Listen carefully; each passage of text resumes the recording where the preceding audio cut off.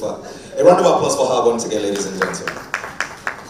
Hi everyone, just going to stand on already established protocols. I see we're all tired, so I'm just going to try and focus on the crux of the matter. My name is Precious Imuwahen, but I understand the difficulty. It's the same thing with Greek names, it's always very hard to pronounce. So like Edo, like Greece, yeah. And I'm going to be talking about unlocking potential, skills development and entrepreneurship at the grassroots level. So it was Alvin Toffler who said that the illiterate of the 21st century is not, that the illiterate of the 21st century will not be those who cannot read and write, but those who cannot learn and unlearn. As someone that's been in the training space or the skills development space for the last 15 years in Nigeria, I've led training sessions in at least 30 countries and in most of the African countries. One of the things that I find that cuts across board is that we do have a big mindset problem. I'll say it again, we do have a big mindset problem. Any intervention, whether at grassroots level, whether at urban level, that does not deal with the mindset challenges, which I consider the elephant in the room, might not be so effective. So I'm going to just go very quickly, share some interesting stats with you. Oh, the presentation is not up. I assume that it was. There's a presentation. But it's okay, I'll just share some stats with you and context, challenges, and some of the things that we can take out of here. We do have a youth bulge. We do have our median age at about 19. That's a good thing for us. So even though we have rural-urban migration and having over 54% of our young people in urban areas, we still have at least 45% staying back in our villages. So everybody has not jackpot yet. The Canada money is not complete.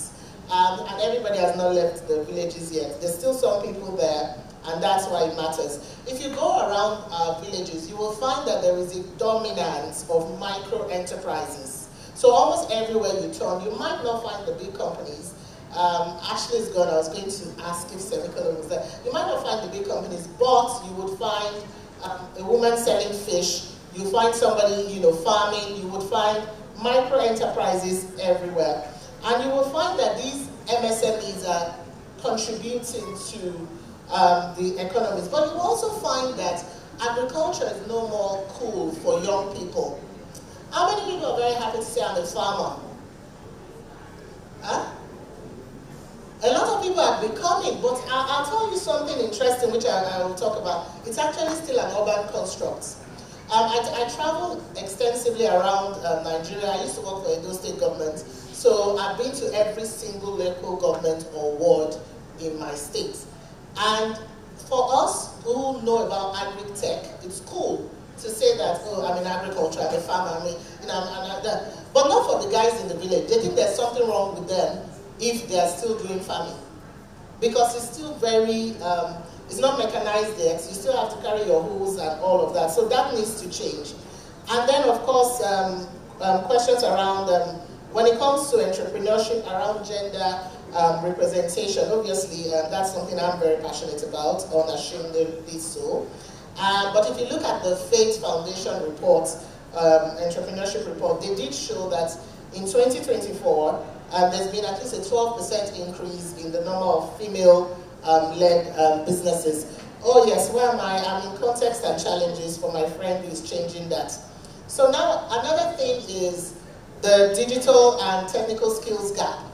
I was very privileged to have worked for Jobberman, and I led the Jobberman Mastercard Foundation project where we're upskilling youth in Nigeria.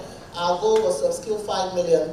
And one of the things that we learned just on that project is that even though we have a lot of young people who are looking for jobs, many of our young people are still not employable. So we still have an employment crisis. I was talking to somebody during the tea break, and she was telling me how somebody needed a car to come for an interview. Literally send them, some things that you would never believe. They want to come, send a car to come and pick me up for this interview. And I will show up after you come, get me. Yes, these things are happening. So we still have, even though we do have people coming out of schools, and then also in terms of context, we are not creating as many jobs as the young people that we have in our, in our country. So we have at least 2 million or more deficit. There are some policy initiatives, obviously around, so in 2024, Nigeria introduced a new national policy on skills development aimed at empowering young people. But many people still argue that there's still so much more that Nigeria can do. So we've seen significant rise in entrepreneurship, the informal sector accounting for over 80%, MSMEs accounting for over 80% of our jobs, and that's extremely important. So what am I saying? We do have high youth unemployment, and that's something that we need to solve by finding inclusive employment pathways, especially at the grassroots level. We do have skills mismatch. Even in this generation of AI, many of our curriculums are still outdated and not necessarily even relevant for the jobs that are now available. So people are still learning the wrong things. I've been in HR for 15 years, and you'll be surprised the number of resumes that we see, even from people that have significant work experience, that still do not have, that still will not even get you through the door. Another thing that we also see is, even amongst qualified women, I sat in an interview where the woman that was most qualified could not negotiate for the salary that she deserved, right? So whilst all the men came and wanted over ₦1 million, she basically was asking us to pay her whatever it was that we thought we could pay, and she was the most qualified. So, that's an issue. We also have inequitable access. Obviously, even when you now think about internet penetration, access to infrastructure, etc., it's not the same across our local governments. I agree with Dr. Abba that Lagos is quite different, but if you go to other states, especially the hinterlands, you will find that even access to opportunities between Nigerians who exist in the south and Nigerians who exist in the north is significantly different. I do a lot of work in the north, and you'll be surprised how, and I've done some work in Chad, and I remember in one of those interventions, I was telling someone in N'Djamena that I saw more similarities between being in N'Djamena and Kano than in Lagos and Kano, right? Two different countries. All right, we also have a fragmented ecosystem where there's lack of coordination between private sector, the government, training institutions, and if we really want to get anything done, we have to kind of learn to start to collaborate. So there's rural entrepreneurship, and then there's work happening in the urban centers. So in the urban areas, you will hear people talking about tech. When I said agriculture wasn't cool, all of us urban folks said, no, it's cool now. But is that going to be the same thing when you go to your village? I would say it's research that we can just carry, not quite there yet. So why is grassroots development important? I went to school in England, and one of the interesting things that I saw as a Lagos girl was that I could really just live in the suburbs. I didn't know that about myself until I arrived in Scotland. First time I went to the countryside, it was so my vibe. I don't want to live with noise. Like, I don't enjoy this. I just have to be here. Because if I don't live in my village, yes, I'll have the trees, etc., but I probably will not have the right hospital. I will not have, access to pipe-borne water, etc., etc., making it unattractive. And like the Dr. Derry was saying, if we don't develop our rural areas, what happens? We all come to Lagos, we all come here, and then we put pressure on the resources and things like that. So it's important. I talked about grassroots development for democratic dividend, proximity to need, cost-effective delivery, and even, quite frankly, peace and stability, right? The more overly populated our cities are, the more they're prone to crime, because everybody is coming in here. So what are some of the challenges facing grassroots entrepreneurs? The big one, which is access to finance. So these people do have their ideas. Some of them are not able to scale. I've had to be part of interventions where you go to these villages, you find people with really, really bright ideas. In fact, there was one village I went to that some of the young people had used their monies to buy a laptop. and they were training themselves and learning how to code by themselves. I'll tell you what, I think as Nigerians, sometimes we underestimate our incredible resilience. We are some of the most resilient people on anywhere of the, on any side of the Atlantic. But again, brilliant ideas, no access to finance. There's of course infrastructural deficits. The further inside some rural areas you go, you're struggling to get network, you're struggling to get good internet services and things like that. And of course, if you think the skills gap in urban Lagos is enormous, just begin to imagine. I was doing an intervention. Every single time, I run a skills development company. But I always say that I exist for real impact. I'm not trying to train 1 million people who have no clue what's just happened. I want to train 10 people that go on to train another 10 people, and then the multiplier effect is enormous. I was part of an intervention where they had 100 people in a classroom, and the facilitator was training on soft skills. I came in as an M&E expert, so we're doing monitoring and evaluation on the project. I asked the people at the back what's happening in front, because even best practices, having 100 people in the class is a bit of a stretch. It's not best practice, so that was already a problem for me. But I just thought to humor myself and ask the people at the back what was happening. I saw the way they were holding their jollof rice and their turkey, with the turkeys inside, and really enjoying their meals. So I said, what subject are they teaching? What's going on here? They replied me in their dialect. So first, they didn't even understand English language, basically. And quite frankly, the person who was speaking in English. So I was very confused. Are they aware that you don't understand English? But at the end of the day, we will say we've trained 100 people in the classroom. But did learning happen? Yes or yes or no? No, learning didn't happen. Okay, so what are some of the strategic pillars for grassroots skills development? I think it's very important that we localize our curriculum. I'm a soft skills training expert, and when I created the Job and Soft Skills Training curriculum that 2 million Nigerians have gone on to use, one of the things that was very important for me to do the minute we came back from Kano was to localize it and have the Hausa version. And I'll tell you why we did that. My thinking is soft skills is behavioral, and we're also teaching people in the TVET sector, farmers, etc. And I was asking myself and asking my colleagues in the focus group, if I have a mechanic who perhaps cannot speak Queen's English, so if my car breaks down, what am I looking for? Am I looking for my mechanic's ability to speak Queen's English, or do I just need the man to fix my car? What will be important to you? Queen's English? Hello ma'am, how you doing? No, I couldn't care less, just fix the car so I can get to the island. Yeah, that's what I'll be looking for. So, if that's what we are after here, why don't we put it in their language? Why not in vernacular, in a way that, so we remove that barrier so that people can understand it. And the minute we did that, it was, because again, behavior, right? You don't want your mechanic to tell you, I'm coming by 2 o'clock and he has not even left the mainland. That happens sometimes. Sorry for the mechanics here, I don't know why. My mechanic is really very good, I don't know, it's just an example. Before he comes and says, oh, what did I do to you? Because interestingly, my car is with him now, so maybe that's why I'm remembering the mechanic a whole lot, I don't know. But yeah, so we should localize our curriculum. And it's even in the simple things. When I design my slides, you will rarely see me even use things as maybe pictures of Caucasians. It was my son's boys' day in my son's school. They don't have one Caucasian in the entire school, but they sent us a flyer with 2 Caucasian boys playing. And as the unofficial head of the PTA, aka Madam Disruptor, I disagreed strongly.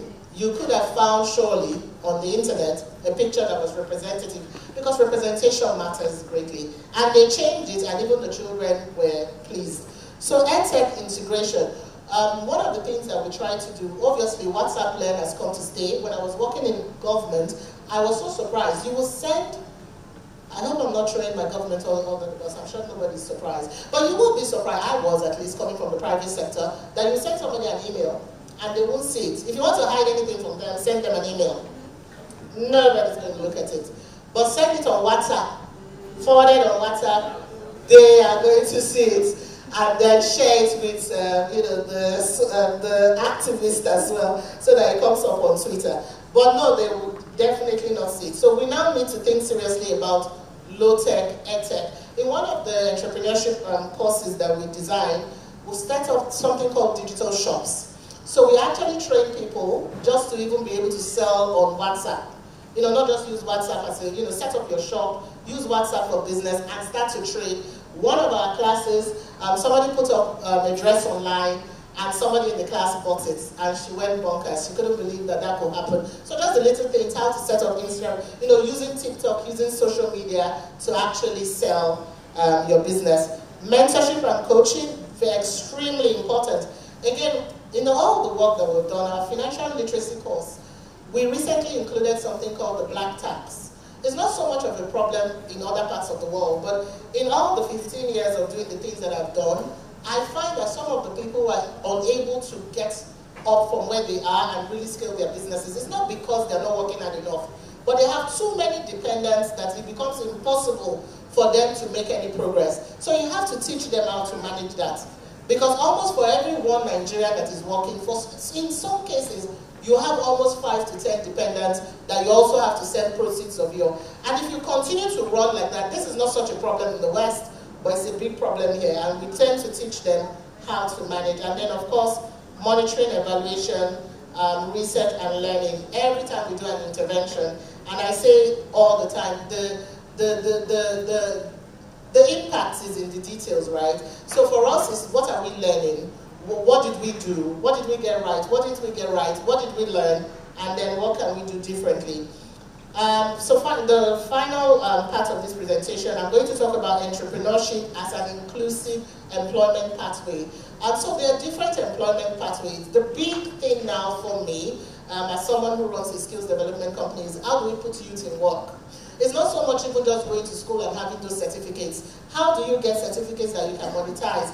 And we find that when we do training these days, you know, I suppose 5 years, 10 years back when you say you're doing a training, people will rush there. But I've been on platforms, including one where I was a judge and we were giving out grants. And somebody said, look, I've done even tech training, I've done this, I have over 10 certifications, I still don't have a job. You know, so the big question now is how do we put youth in work? How do we get our young people to have employment, especially those at the grassroots level? So entrepreneurship as a vehicle for as a vehicle for economic transformation. So the first thing here is we need to create jobs, and entrepreneurs create jobs. And that's one of the reasons I went to school to study innovation. We need to provoke thoughts to the point, we need to ask more questions in this country than we have answers for. We need to start to question, why is this like this? Why is this not like this? And what can I do to change it? We need entrepreneurs to create employment. We need community revitalization. We need MSMEs to foster innovation. And we must support, we must, I don't know if there are any representative of local government chairmen here, but we must support MSMEs to be able to innovate. And then we also need to empower young people. One of the things I learned, especially working in Edo, I don't know if you know, but people would typically say young people there, all they want to do is 419 and all of that. I spent a lot of time understanding the structure that drove that, and you'll be surprised that even in some cases they had such a thing called headquarters. I'm very, what's the word? I pay attention to how patterns and how people do stuff. I was amazed to see how structured that negative process was. And all I was thinking, and I will tell the governor that is, all we have to do is transmute it. These people already want to work, they already have the energy to work, they already have the intelligence to work. What you want to do is turn that water into wine. Take them from this side to the other side. So we need to empower our young people. Entrepreneurship creates self-employment. We will not all have formal jobs. I used to have locks for folks who know what locks is. And the person who used to do my locks, I would pay him 20,000 every time he comes to style my hair. And this young man was also working in an organization where we would take so much money and transport to get to work. So I asked him, how do we scale your business? How much do they pay you where you work? Front desk officer, he said he was earning 80,000. We calculated, okay, you earn 80,000, how much you spend on transportation, etc., etc. At the end of the day, he was barely making anything. Maybe, you know, by the time you net everything off, it comes to 10,000 naira. But for making my hair alone, you're getting 20,000. So if I introduce you to my friends, they introduce you to their friends, what happened? I kid you not, when we're doing the Jupsa launch, I had to fly this gentleman to Benin to make my hair because I couldn't find anybody who would do it like him. And he does live in his own house in Ajoonu in Lagos now. He does. Thank you for clapping. So I'm just saying, I use him as an example all the time to just show how thinking differently might change things. You'll be surprised how much those people who bake cakes make, as opposed to, you know, so there's so much that we can do with entrepreneurship. We cannot all work in the office. It also helps youths who, so even founders, I like to employ people who have run businesses in my organization. So when you were in school, you were selling something, I want you to come and work for me. The reason is that entrepreneurship mindset, they bring it to your organization and you benefit. So you are getting something out of that. Women in rural areas, there are systemic barriers that keep women from being able to access employment, etc. And for some of these women, entrepreneurship is the answer to be able to do something from home. So every small business is a job created. Micro enterprises put youth in work. Right? If one food vendor employs one person to do the cooking, that person has employment. Worst case scenario, the person at least has food to eat and they're not going hungry. It was interesting to hear Dr. Derry say that we are an extremely poor country. It kind of scared me a little bit. A small poultry farmer employs help and all of that. So skills plus entrepreneurship equals to employability. We want to make sure that our entrepreneurs are able to learn problem solving, marketing, customer service, and of course resilience. So it's important that we train entrepreneurs. I don't know if representatives again of local government chairmen are here. You will find that most entrepreneurs just start on their own, but they benefit from being part of an incubation system, being part of an ecosystem where there's learning and support going on. Youth-led innovation drives job creation. So if you allow young people innovate, I heard Ashley talk about an offer openly that if anyone would be interested in an innovation challenge, she's happy, our organization is happy to do that. That would be really interesting. When I was in Ajoonu State government, even as the Director General of the Public Service Academy, one of the things that we had was a government innovation lab. And what was the dream? Why did I set that up? We had computers, we had free Wi-Fi, we had anything. And what I would say to the civil servants is just come there and innovate. Just come into the government innovation lab, interact with these tools, do learn design thinking, and let's see some of the solutions that we can come up with by ourselves. So in closing, I'm just going to say that there are all sorts of different initiatives that we can take on when it comes to entrepreneurship. We cannot all work within the formal system. There's a thriving TVET system, I'm sure we know. The technical vocational sector, it's exceedingly important. I think some of the new jobs and innovation that will happen in this country will happen around TVETs. And by TVET we mean the people who are in the trade sector and not necessarily the formal sector. So what's the call to action as I conclude that I leave us with? We really need to integrate entrepreneurship education into our curriculums, even at the local levels. We need everybody to start to think about what am I going to eat after graduation, even before they graduate. It's extremely important. We need to expand access to startup capital. It's good that we're investing in technology, but I always say this, you have to build tech on something. Tech does not exist in the air. It's the real sector that supports technology. So the woman who is planting pepper, who is rearing goats, who has a poultry, also needs startup funding, also needs support, not only the person who has an app, right? And then we need to support youth-focused enterprises, people who are doing things to help. But finally, and I think this is most important, I talk about it in my book, in any intervention that we do, we start with mindset transformation. I genuinely believe that we have a thinking challenge. I just feel like if we take a step back, I do think we have a thinking challenge. I do. So let's start to think. Thank you.